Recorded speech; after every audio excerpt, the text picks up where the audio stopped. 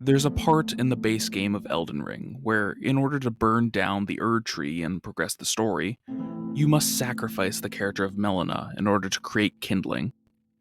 It's a somber moment, with her thanking you in her final moments for helping her all this way, and then she's gone. For the rest of the game, you no longer level up with her help, you do it yourself. Every time you level up, it's a quiet reminder that she's gone forever. Or at least she will be if you make that choice. If instead you decide to take up the mantle of the Lord of Frenzied Flame, you can burn the Erd Tree yourself. While Melina lives to tell the tale, it might not be the one she wishes she could. In the Lord of Frenzied Flame ending, the Erd Tree isn't the only thing that burns. Burn the Erd Tree to the ground and incinerate all that divides and distinguishes. Ah, may chaos take the world. May chaos take the world! It's a haunting ending for the game, one where you've saved one life at the cost of countless others, and Melina swears to kill you for your actions. And it got me thinking about the other times I had seen this concept done in games. What does it mean to destroy the world in order to save someone? To deliver you what is yours. The most recent example of this idea, as of writing this video, is in Clair Obscur Expedition 33. The Desandra family is one gifted with the power of the painters, where they can create entire worlds within their canvases and interact with them. When Verso Desandre perishes in a fire, his mother Aline throws herself into his childhood canvas in grief, to live a life with her own painted version of her full family, forever. Seeing the unhealthy grieving of his wife and knowing the physical toll staying on the canvas takes, Renoir Desandre enters as well to attempt to convince her to leave. It doesn't go well, and the resulting fight convinces Renoir that the only way to save his wife, the woman he loves, from herself, is to completely erase the canvas and force her to face reality and properly grieve. Renoir is not a saint. His own grief drives his actions just as much as Aline does to destructive ends. However, he's completely devoted to destroying the world to save the ones he loves, even at the cost of alienating them entirely. His painted self, created by Aline, even inherited this facet of his personality, but in reverse circumstances.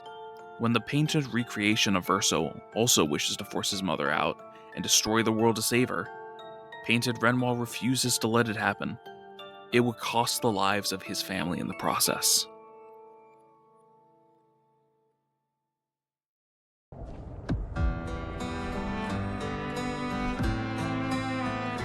If saving you means losing you, then so be it.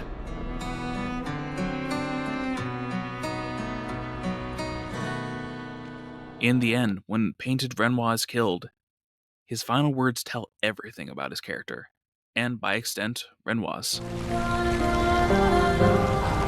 love them too.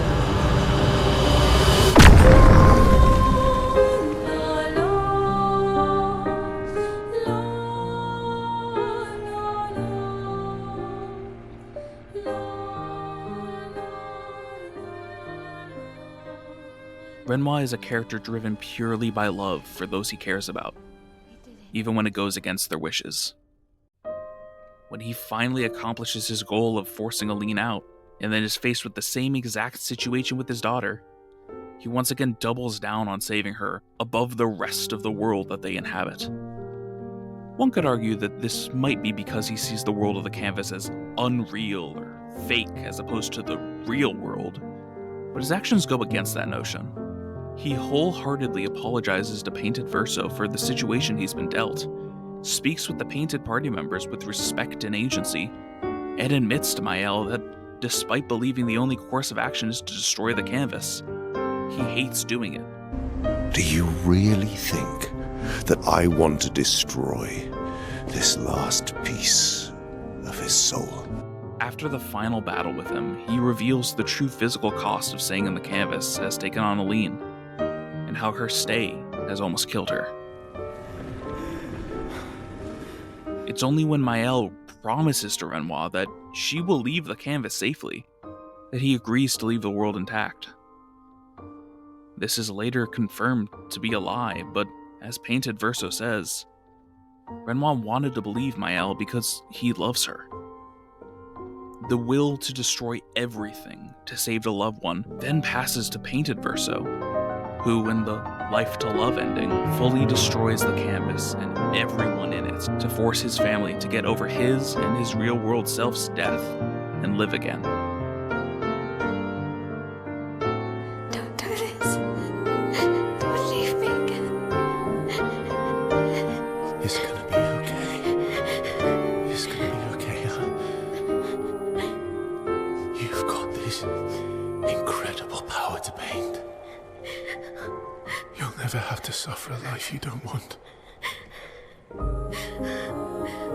You're okay. You're okay. You're okay.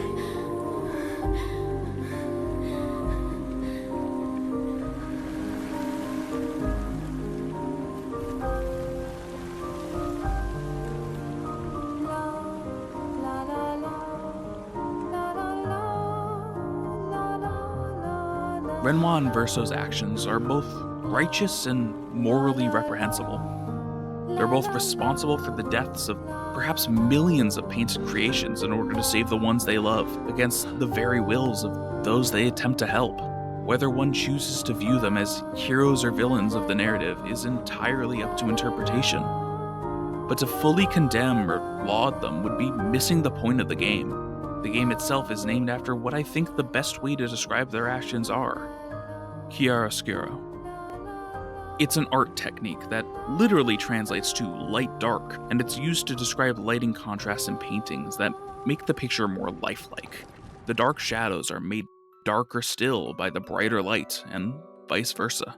The righteous intent of the two make their lies and killings more depraved, but that same act of destroying the world makes the saving of their family more apparent in the end. It's a terrible balance. Painted Renoir kills Gustave in order to protect the world and his family as long as he can. Painter Renoir invokes the Gamage to save his wife's life. And Painted Verso lets the final spark of life powering the world flicker out in order to prevent the same fate for his pseudo-sister and let the family he loves properly grieve. Like Clair says about Verso's act of trading his life for his sister's, I both love and hate him for that.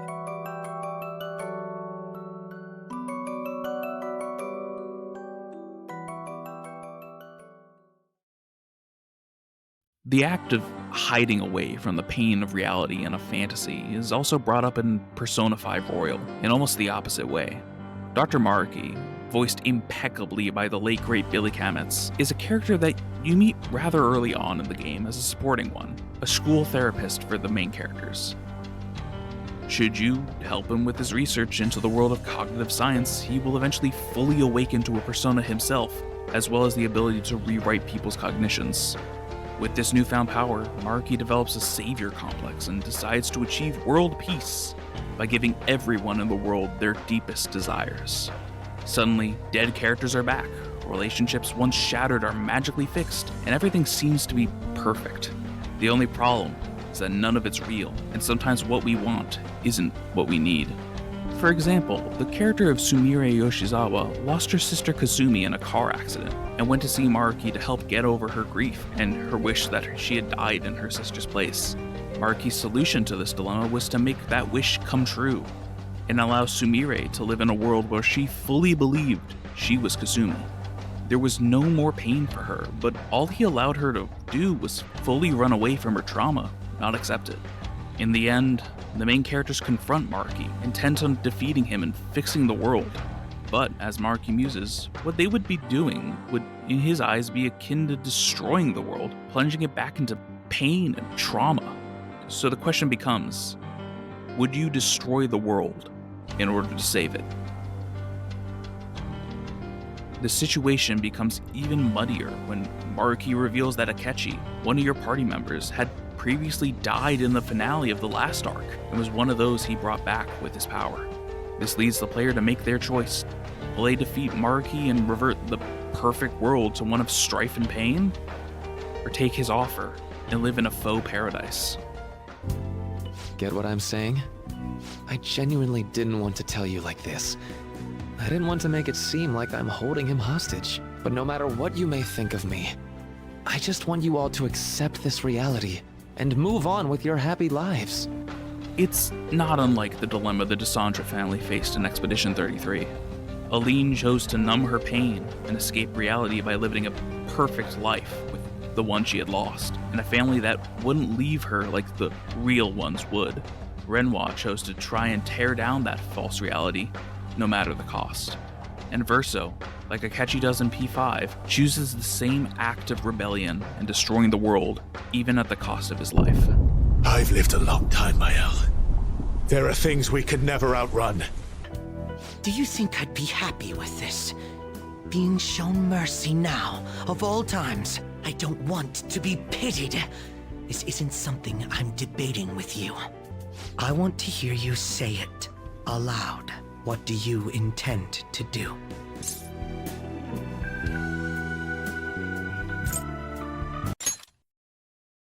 Mael's ending in Expedition 33 and Maruki's in Persona 5 are both haunting.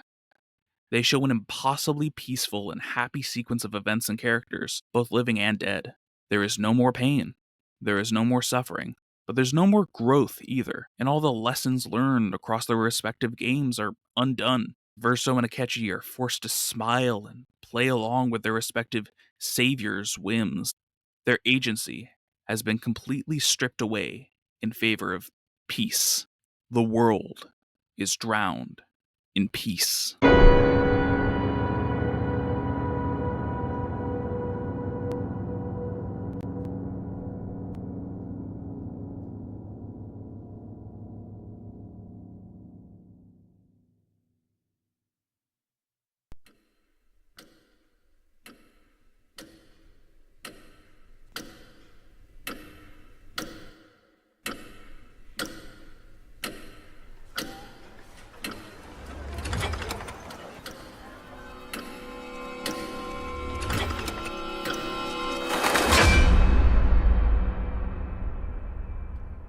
There are two roads set before every individual. The left, the right. What lies down the road you choose? Is it hope or despair? It repeats and repeats as you make countless endless choices. You too, like everyone, have been making them all along. If the results satisfy, that is well and good. But if they do not satisfy, what then? Will you weep, battered by grief? Or howl, seething with rage? Have you never prayed that time would simply stop? Have you wished the now would last forever? Xenoblade Chronicles 3 acts as if it was a continuation of if one chose the Mael or Maruki ending in the world it takes place in, where the hero decides to take the offer of endless peace, saving the world to protect what they love instead of destroying it. In the game, a machine has been designed to save two alternate Earths from colliding and destroying each other. It does this by preserving all life from both and reconstituting them into one world afterwards. The only issue is that the machine origin is impossible to test beforehand and might not work. So, the instant the machine becomes active and both worlds' consciousnesses are inside it, the primal instinct of fear kicks in and creates a digital world living an eternity in the instant before all might be lost. This digital purgatory, the endless now known as Ionios, is ruled over by the manifestation of this fear of death, the creatures known as Mobius. Mobius represents all the cruel and stagnant parts of this self-preservation instinct, and as such has organized Ionios into a cyclical war of the two Earth's populations, endlessly reincarnating them as cannon fodder to preserve this system for all eternity. so that the possibility of Origin's failure never arrives. Naturally, those against this choiceless hell arise in the system, often being led by the duo of Noah and Mio, who seem destined to meet and love each other no matter the incarnation. And in every incarnation, they lose, and Noah is forced to watch Mio die in front of him.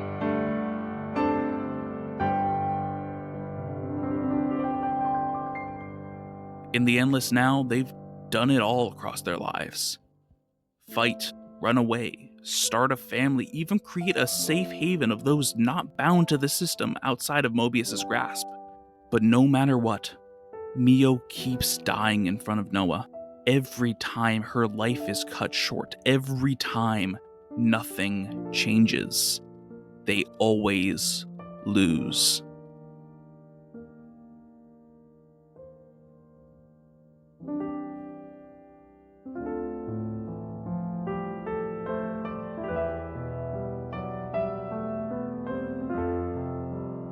When a threat to Mobius's hold over Ionius arrives, Zed, the leader of Mobius, offers Noah a choice following his latest death.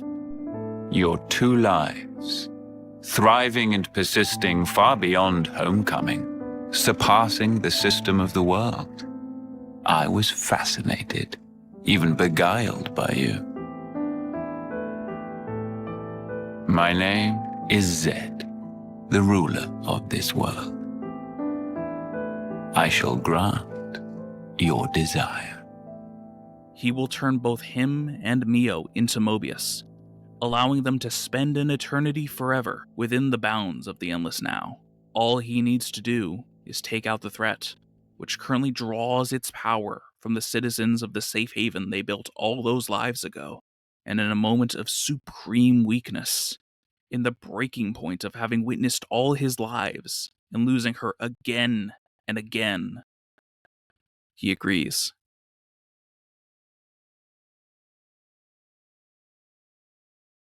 Noah, now Mobius N, arrives in the city to destroy the entity known as Alpha, which possesses his great-granddaughter. You would never understand. This is my choice! Leave her!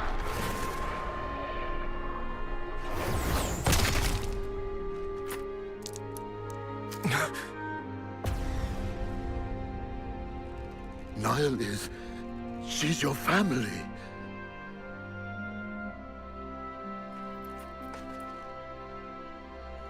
I can't let you do this. What about Mum? Did she want this too? You don't need to know. The burden is mine alone to bear. Mum would tell you to let it go, I'm sure. I know it. But you can't choose this path. Ondo. This is the path I have chosen.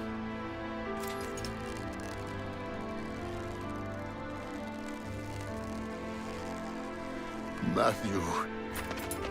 Granddad! Take care of Niall, the future. Granddad! It's in your hands, Matthew.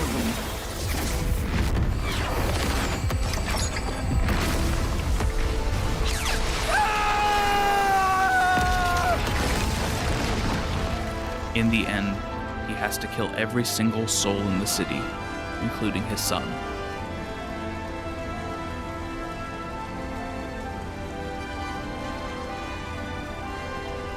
For his crime, Mio is returned to him as Mobius M, but the light behind N's eyes is extinguished forever. In its place is a void of regret, yet he's unable to take back the choices he has made. All he has left is her, and he will never let her die. Never again. N is the epitome of a broken man, clinging so desperately to what he has left that it defines him. He is how Aline was for Verso, how Maruki was for his perfect world, and how in some endings, Joker is for Akechi and Mael is for Painted Verso. He has been so hurt, so much, that the easy way out was taken, and it became the only option. Cowardice is shielded by conviction. The pain numbed by a shadow that just wants to leave, because they can't stand what he's become, and yet they can't leave. 1,000 years have passed since that day, and despite it all, Noah and Mio have been reborn into the cycle once again, at the same time as N and M. Once again, they form a team to defeat Mobius. Once again, they find a safe haven, a city they would die to protect from the system that rules the world. And once again, Mio dies in front of Noah. It's been fun, Noah. Mio!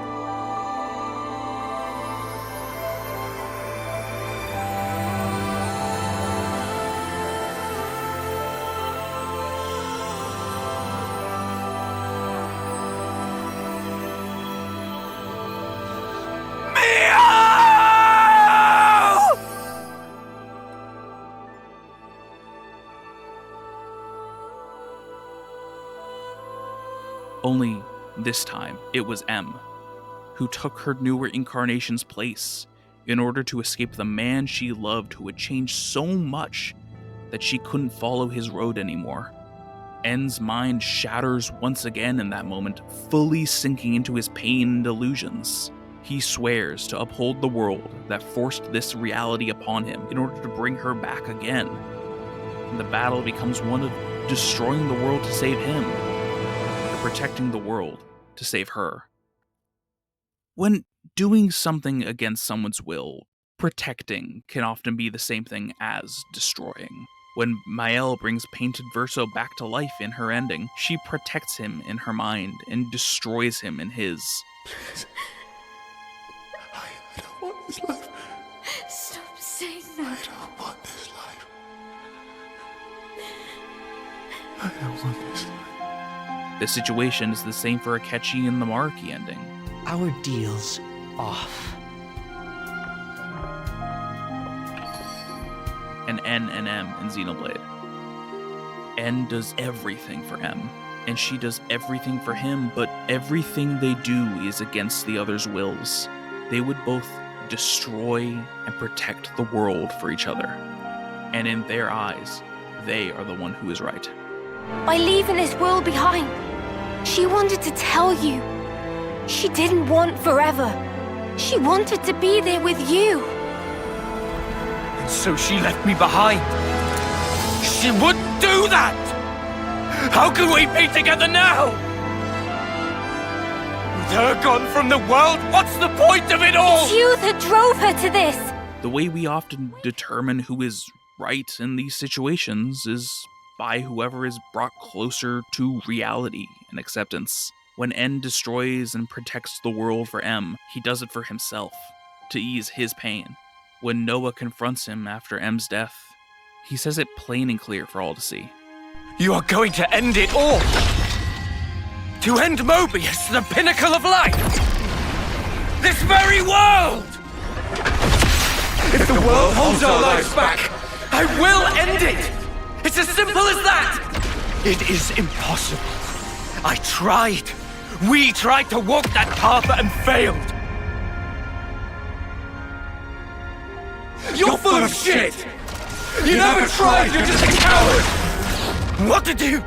If you meant it, you'd have found a way, but you didn't even try to make the effort. Did you?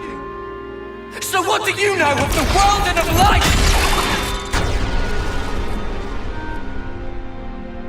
N ran away from the reality of what he was doing, enchanted by the fantasy he was living, one of shouldering the burden of keeping M alive all by himself.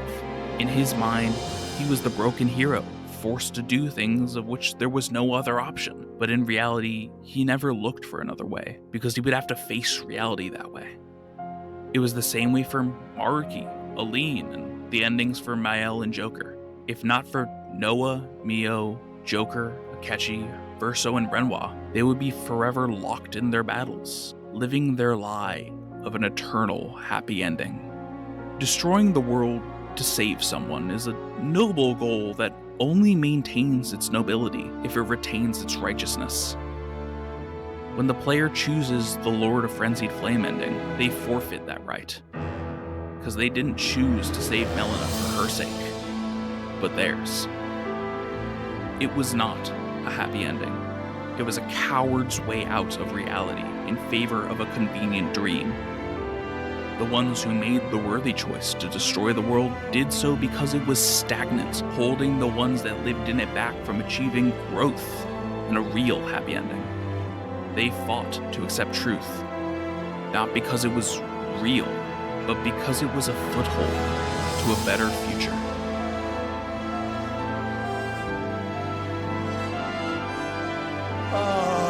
May chaos take the world.